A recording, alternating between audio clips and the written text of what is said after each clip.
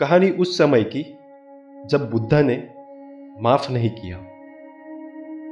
एक दिन बुद्ध अपने छात्रों के साथ सभा में बैठे हुए थे। तभी भरी सभा में एक व्यापारी गुस्से में चलता चलता आया।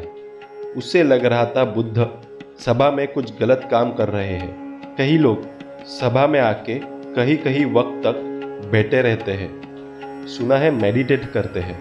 व्यापारी के बच्चे भी कुछ दिन से सभा में आ रहे थे।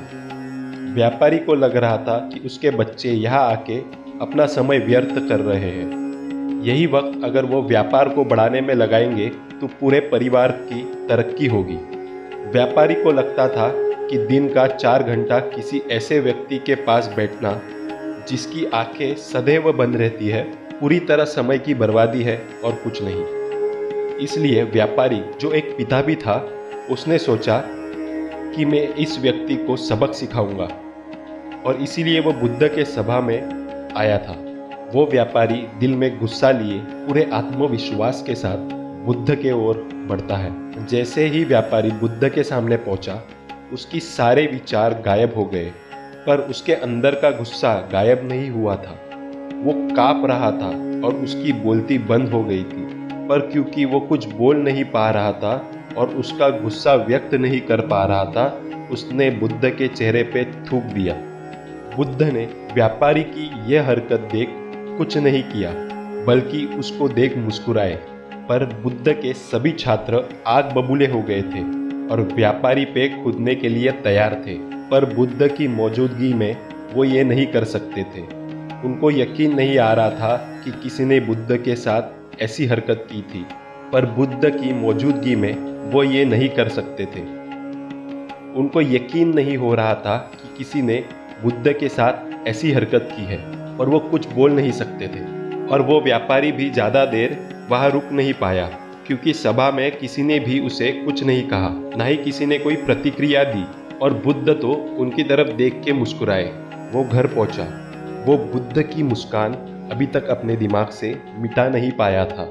जिंदगी में पहली बार वो किसी ऐसे व्यक्ति से मिला था जिसने अपमान के उत्तर में दुनिया से अलग प्रतिक्रिया दी थी।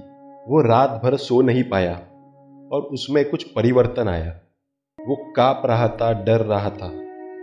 उसे लग रहा था जैसे उसकी दुनिया उजड़ गई हो। वो दूसरे दिन सुबह उठा और सीधा जाके बुद्ध के पैरों पे गिर गया और क्षमा मांगने लगा।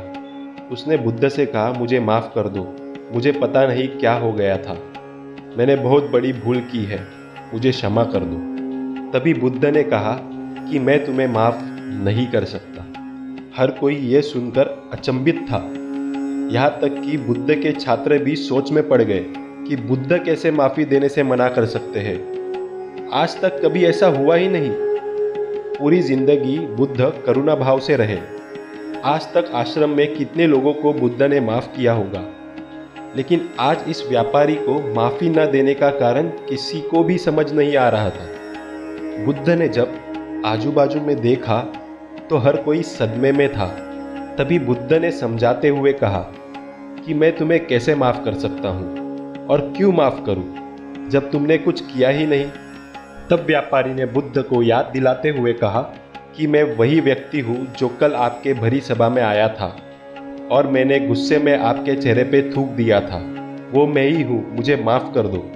बुद्ध ने कहा, अब वो इंसान यहाँ नहीं है, और अगर मुझे ऐसा कोई व्यक्ति मिलता है जिस पे तुमने थूका है तो मैं उस तक तुम्हारी क्षमा याचना पहुँचा दूंगा।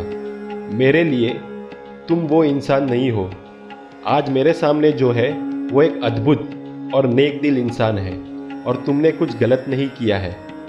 दोस्तों, किसी को माफ़ कर देना क्या होता है वो हमें इस कहानी से पता चलता है। इस तरीके से माफ़ करो कि सामने वाले को बताने की ज़रूरत ना पड़े कि आपने उसे माफ़ कर दिया है।